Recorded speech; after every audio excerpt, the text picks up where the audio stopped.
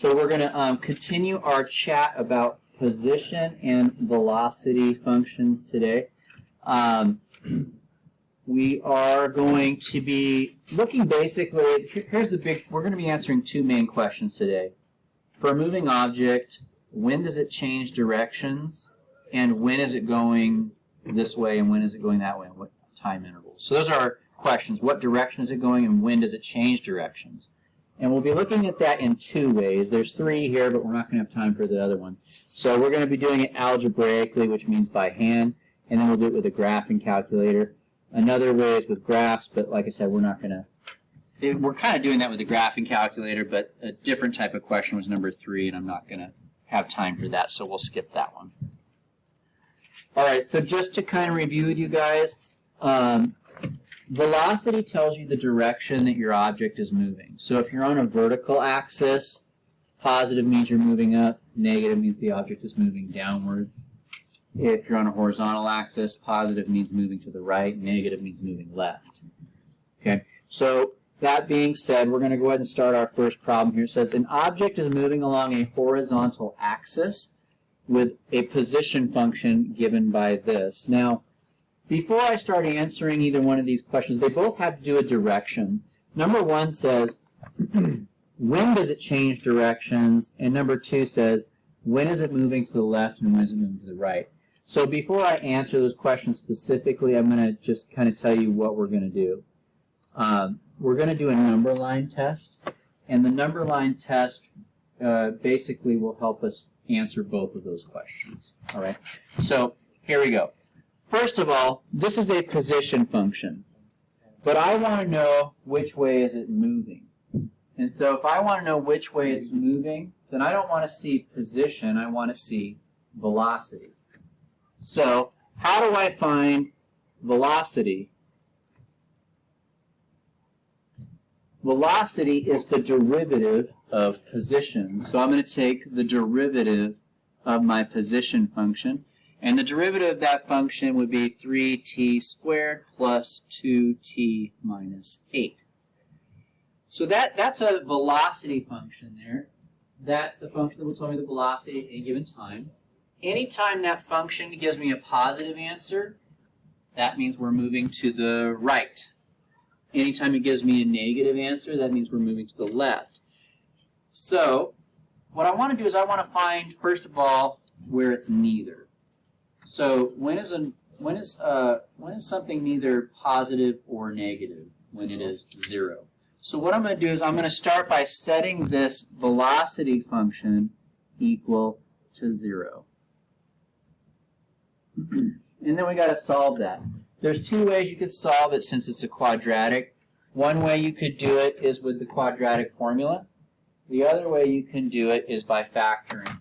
I'm going to go with the factoring approach. Okay, so when we're factoring, since it has 3 terms, this is a box method. You put the first term up here in the top left.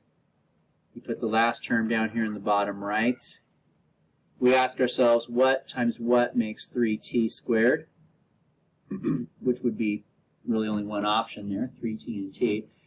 What times what makes negative 8? Well, we have 2 options there, 1 times 8 and 2 and 4. And this is where you have to do guessing and checking until you get the combination that works right. I know what the answer is, though, so I can avoid some of that guessing and checking for the sake of time. It's going to be 2 and 4. And I believe, I don't remember which one's negative, though, but that's okay. I'll show you how you can get that. So fill in your box. 3 times 2 is 6t. 4 times t is 4t. Now we know that we're right when these add up to make the middle number here. So how can 6 and 4 make 2? Well, if the 4 is negative, so that's the negative one there. So this factors into 3t minus 4 and t plus 2. You do the box method when you have a trinomial. Okay. Now, your student practice, just to give you guys a heads up, it's not a trinomial. It's a different factoring method. It's the GCF, so I'll try to remind you of that when we get there. But there are 3 factoring methods: the box method, GCF, and also difference of squared. Remember all 3 of those. This one was a box. Your student practice will be a GCF problem. But anyway, so let's review. What were we doing?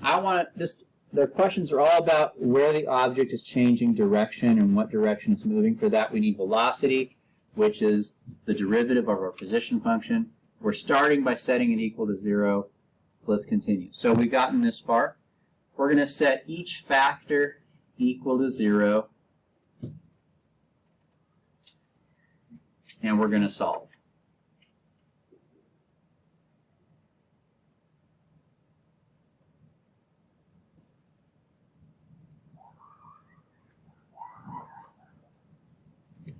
I put a bar over that 3 just so you guys know because it's 4.333333, so don't forget to do that.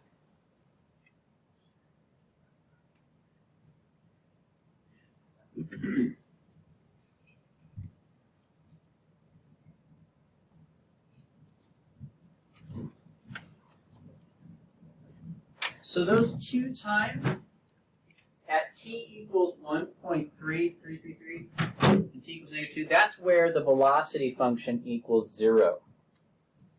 What does t represent, though, in this problem?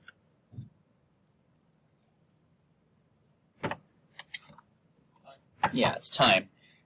Time can't be negative, so sometimes you'll get extraneous answers like this. We can just get rid of that. If you want to make a little note on your paper, you could say time can't be negative.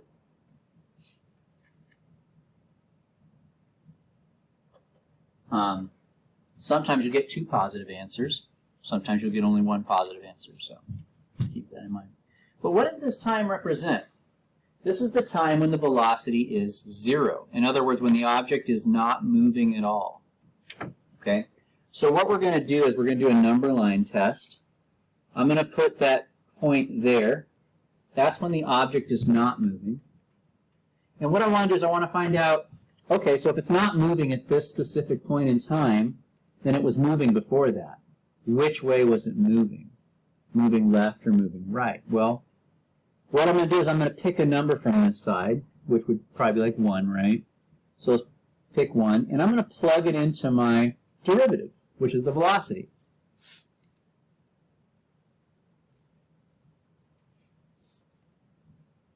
So let's plug 1 in to this function up here. I'll just do a little bit of mental math if that's okay with you.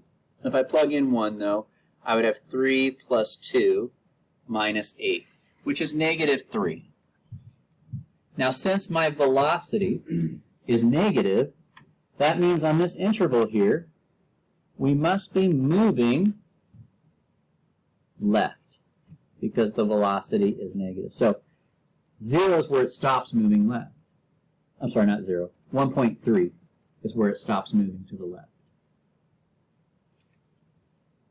By the way, I am going to put a number over here on the left side. Time starts at t equals 0. We'll always have a 0 there. Time starts at 0. On this side, there's no reason to assume that time is going to stop, so we can just consider that infinity. But let's do the other side. So I see that to the left of 1.3, in other words, from t equals 0 to t equals 1.3, we're moving to the left. Let's see what's happening on the other side. Chances are we're moving to the right. It usually switches from one to the other, but it doesn't have to. It could be, both of those could possibly be the same. So we do need to check it. So f prime of, let's pick a number that's greater than 1.3, like 2, and we'll plug that in. So if I were to plug in 2, that would be 12 plus 4, which is 16, take away 8 is 8. So that comes out to be 8, and that's a positive value, which means that, yes, on this interval, we're moving right. Okay? So apparently, at the beginning of its process in time, the particle was moving left for 1.3 seconds, and then it stopped moving, and then it started going to the right after that. It started moving in the opposite direction. So now we're ready to answer our questions here. I need to delete this, though. Is anybody still writing this? Okay. We're ready to answer our questions. At what time does it change its direction? That's when it changed direction. That's when it stopped moving to the left and started going to the right. On what interval was it moving left and right?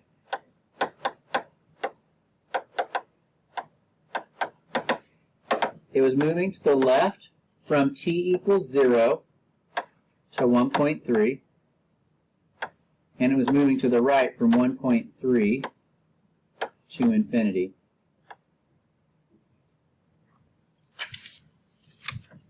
Now, just as an extra little detail here, you can't say it's moving to the left or right at 1.3, right? Because that's when it stops moving. So that's why I've got parentheses here, because that means that that number is not included in the interval, but it's our barrier point. But technically, 0, let's go back. Here's my velocity function. It was, if you plug in 0, you get -8. So at 0, it is negative. The velocity is negative. So technically, instead of putting a parenthesis there, we can put a bracket because it is moving to the left at 0. Okay. All right, so there's that. So basically, you're going to do a number line test. What do? Find the derivative to find the velocity function, set it equal to 0, solve for t. Put it on a number line, find where it's moving left and right, and you're ready to answer the question. So here is one for you guys. I'll give you guys a little bit to mess around. Now, guys, you got to pay attention to the details on this problem. It's asking about moving left or right, correct? But if you're on a vertical axis, your answers would be different. You'd be saying it's moving up or down, right? So you got to watch out for those little details. But there it is. It changes direction at 2, and it moves to the left from 0 to 2, and it's moving to the right from 2 to infinity. All right, so we're going to move on to the next part, which is a calculator question. So get your calculators ready there. Before we begin, I want to introduce you guys to a new concept. It's the concept of a velocity graph. So let me actually get out of here for a second, and I want you guys to, you have to write this somewhere in the notes because it's not there.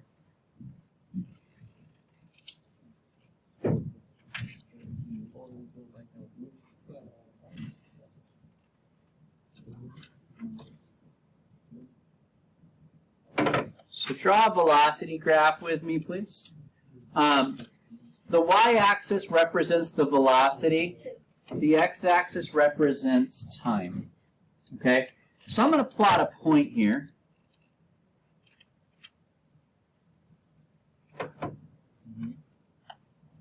Let's say I go up 3 over 5. Let's say I'm like right here.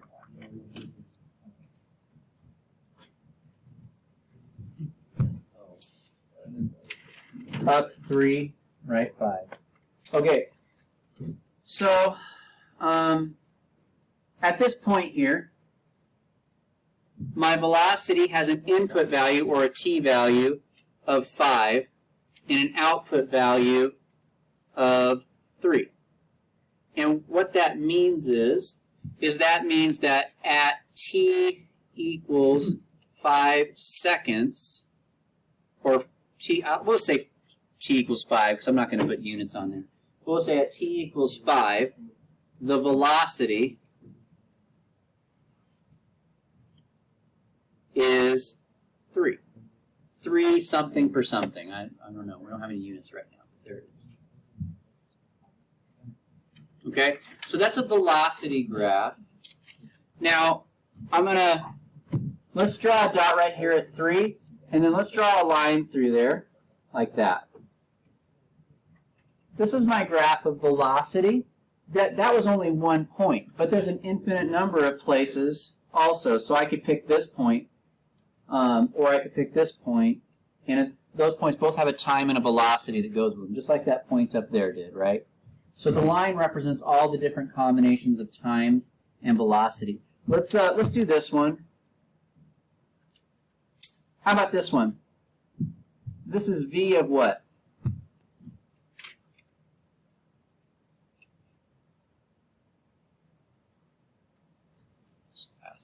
Specific here. Jazir, what goes in the parentheses here? -3. That's a good answer for over here. That's the y value. And what goes here? Sure, 1. And I'm going to ask Zoila to interpret that for me. What does that mean? That means at x. We'll say t equals. At t equals -3. No, At t equals 1. the velocity is -3. The velocity is -3. All right, so I'm going to ask someone to come up here and put a dot where the velocity equals 0. So first of all, I'm going to ask Azimuth if she would do that. Can you put a dot where you think the velocity would equal 0? Mm-hmm.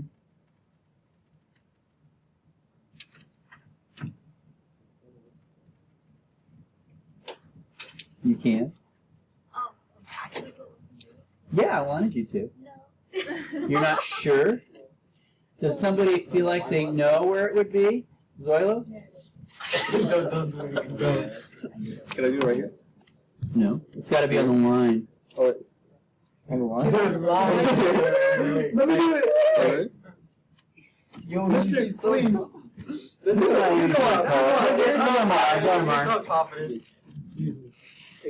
Thank you for warming the board up for us, Zoila. I appreciate it. Amar thinks he's got You're it. so confident. That's a great guess, but that's when time equals 0.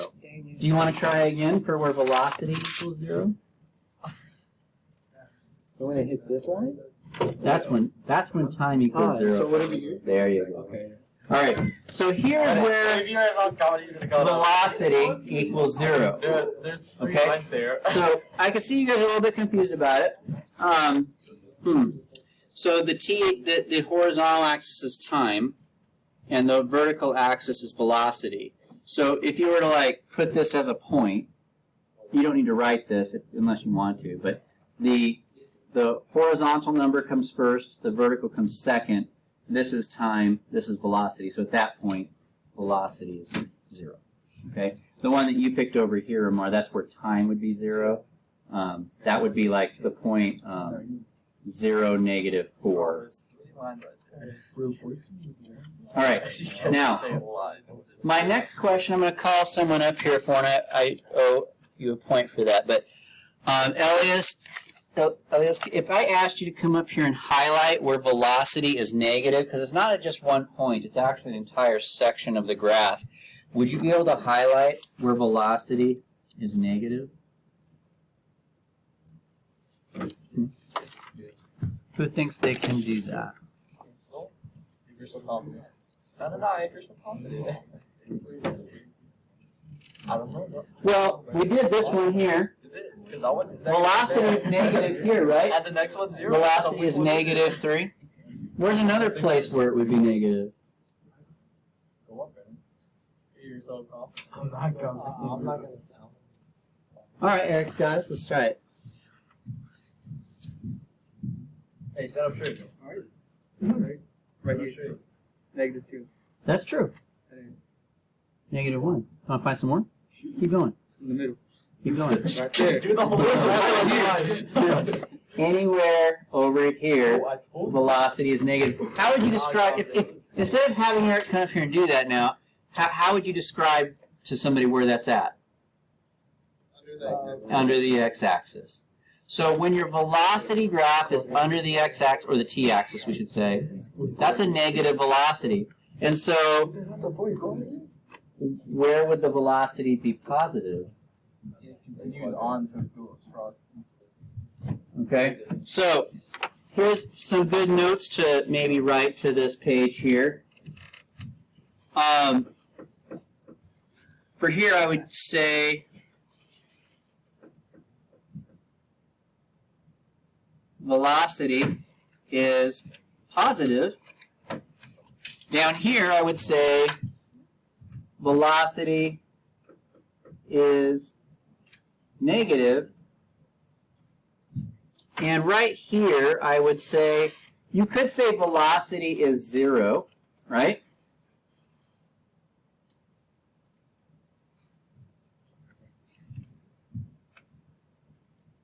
velocity is 0. Now, what does it tell us if velocity is positive? Huh? That's acceleration. Going to the right. It's going to the right or up, right? And if it's negative, that means left or down. So if you think about it in terms of direction it's moving, up here it would be moving maybe to the right. Down here it would be moving to the left. What would be happening there?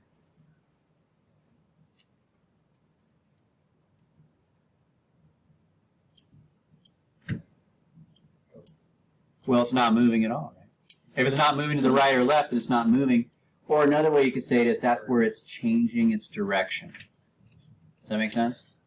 All right. So this is a velocity graph. So here's our summary that I wanted you guys to get out of all this. Let me get to our notes again here.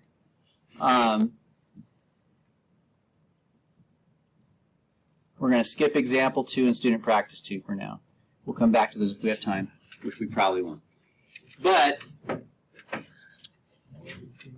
what I'm going to do in the next problem is I'm going to give you guys a function. And the function is going to be way too much of a pain in the butt to answer the question we did with example 1, which is where you set it equal to 0 and solve. It'll be too hard to do that. And so that means we have to use a calculator to do it. Here's how we're going to do it on a calculator. We're not going to graph the function that they gave us. What we're going to do is we're going to graph its derivative. We're going to graph the derivative of the position function. And what is the derivative of a position function? It's velocity. So in other words, I'm graphing a velocity graph. And wherever that graph is above the x-axis, my velocity is positive, which means it's moving to the right or it's moving up. Wherever that velocity graph is below the x-axis, that means the velocity is negative and the object would be moving either left or down. And then finally, where it's crossing the x-axis, like right here for instance, that would be where it's changing direction. Okay? So remember, we're answering 2 questions. Where is it moving to the left and right? And also, where does it change directions? So, review. I'm going to give you a position function. We're going to graph the derivative, and then we're going to interpret the graph to know which way it's going and when it changes directions. So, let's begin. So, get your calculators out and let's clear them. So, turn on your calculators, please. And let's clear them out because we don't want stuff on there. Oh no, it closed it. Sorry, this will take me a minute to turn this on. Here we go. Alright, so if you guys don't remember how to clear your calculator, now is your time to be reminded. You're going to push second plus 7, 1, 2. And your memory's been cleared. You should do that every time you pick up a calculator, especially on the day of the AP test, because like if the settings aren't right because somebody in another class was using it for something else, you'll get all the wrong answers. Like today, somebody didn't get the right graph because it was set to degrees, but we don't do degrees in here, we only do radians. So it's a good idea to always do that. All right, let's go ahead and let's graph the derivative. So everybody push y equals.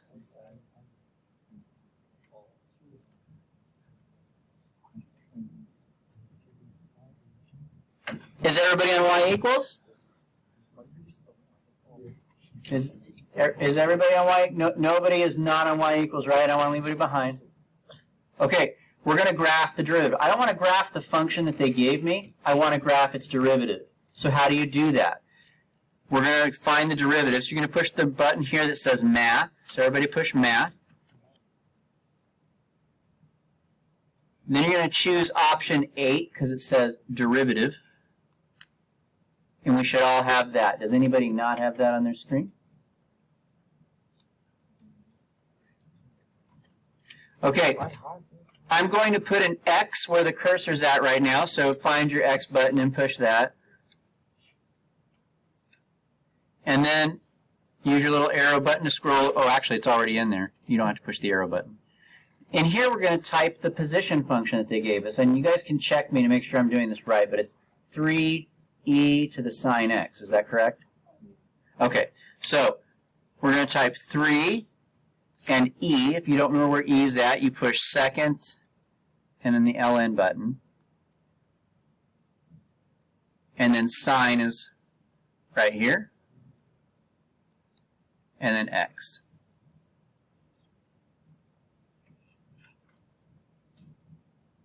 Does everybody have their function typed in? Or does anybody not have their function typed in, I should say? Okay, I'll wait a second.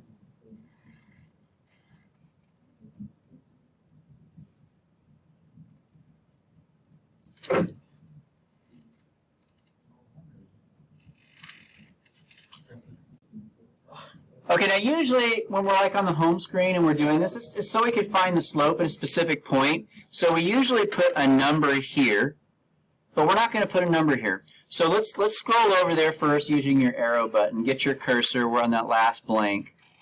We don't want to find the derivative at a specific point. I want to graph the derivative, which means I want the derivative at all points. So to do that, we're going to push x. And then you're going to push the... Now, before we go any further, I think it's helpful to change your window. What interval is this for, you guys? Look at your problem. What interval does it say?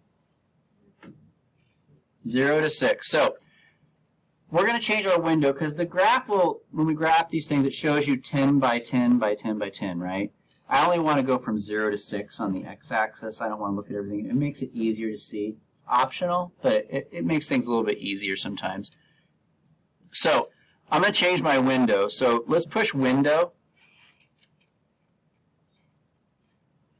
Is anybody not here? Window. All right, for x minimum, we're going to go from 0. So we're going to make that 0. And then for x max, we're going to make that 6. That way, we're only looking at the interval that we care about. We're not going to see a whole bunch of unnecessary graph space. So you can always adjust your windows. Let's go to graph now. And it should look like that. Okay. You ain't gonna do that. Now, this is a graph of the velocity. That's the velocity graph. Where does it change directions at?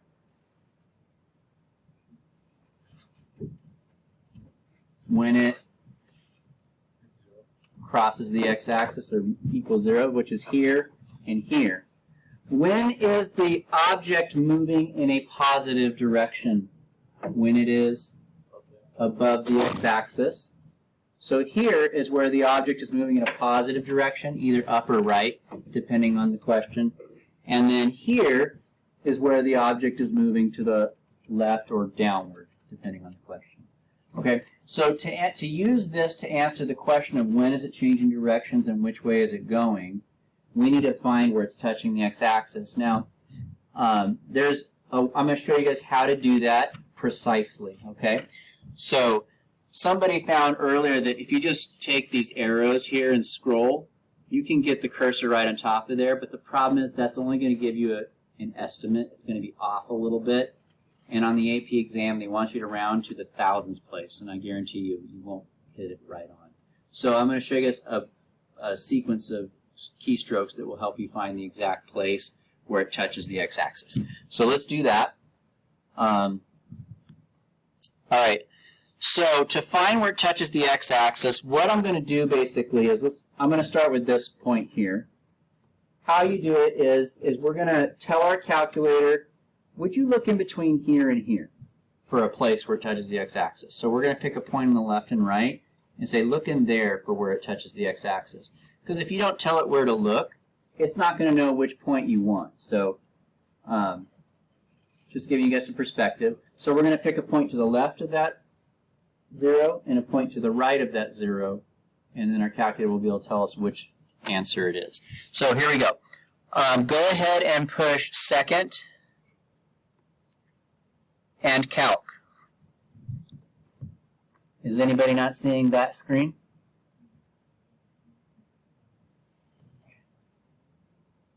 Here's some talking. Does anybody not see that screen? We're good? Oh. All right. So we're going to choose the option that says 0, because that's a math word for where it touches the x-axis. So go ahead and choose option 2. Now at the bottom of your screen, it should say left bound. Do you guys see that? Yeah. That means we're going to pick a point to the left of that 0 point. So take your arrows and scroll your cursor until it's to the left of the root, or the 0. So somewhere over here, we'll pick a point to the left of this point. So this is the point I'm trying to find. Right now my cursor is to the left of that. And let's go ahead and push enter. You don't have to have the same one as me, but it has to be somewhere in there, right? Then we want to scroll over a little bit. Then notice how it says right bound? After you push enter, it's to say right bound. So now we're going to scroll to the right, and we're going to pick a point to the right of that 0 and push enter. So now you should see 2 vertical lines on your screen, and that tells our calculator where to look for where it touches the x-axis. So now it should say guess at the bottom. So now your calculator is ready to take a guess. So push enter, and the answer should be at the bottom. It says 1.571.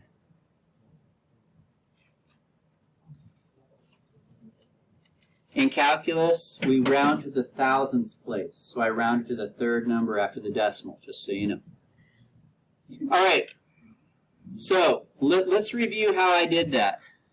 Because I'm going to have you guys do this other one over here now. I want you guys to find that one. What do? You push second, calc, 0. And then from there you pick some points. So I'm going to let you guys go and see if you can find what are the coordinates of that, or not what coordinates, what is the, what's the t value at that point. I'll give you a second to try it out. Okay.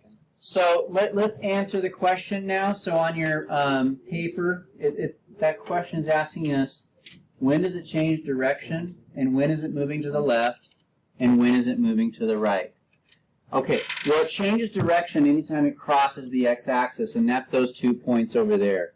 So we're going to say for number 1, it changes direction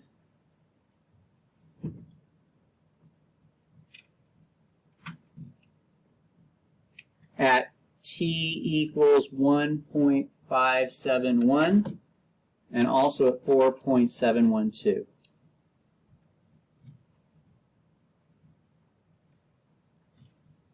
Now we're going to answer the question, when is it moving to the left and when is it moving to the right?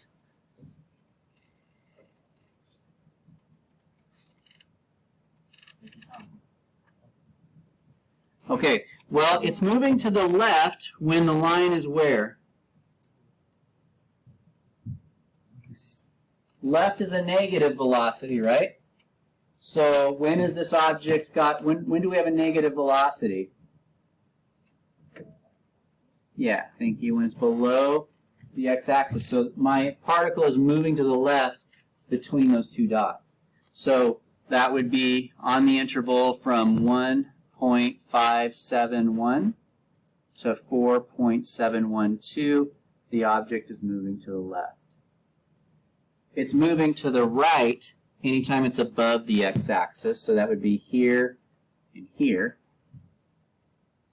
So that interval is from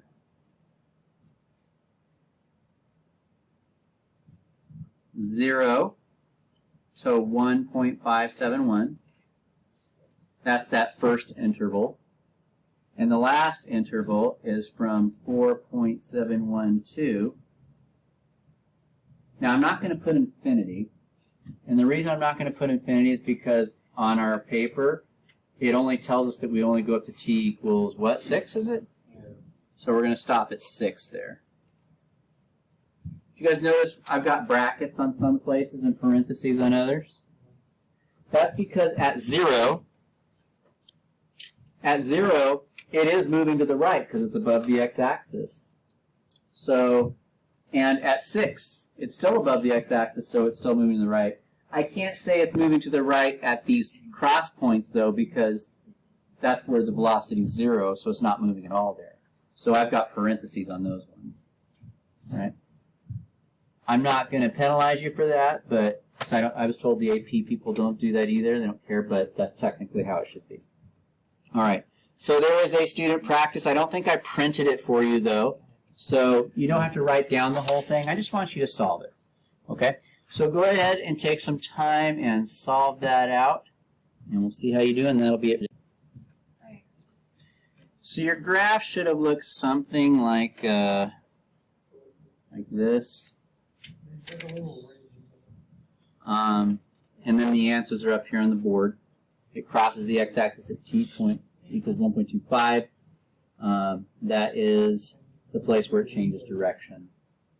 And then it's moving to the left anytime it's underneath of the x-axis, so that's from 0 to 1.25.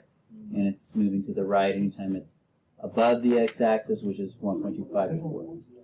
So that's that. This is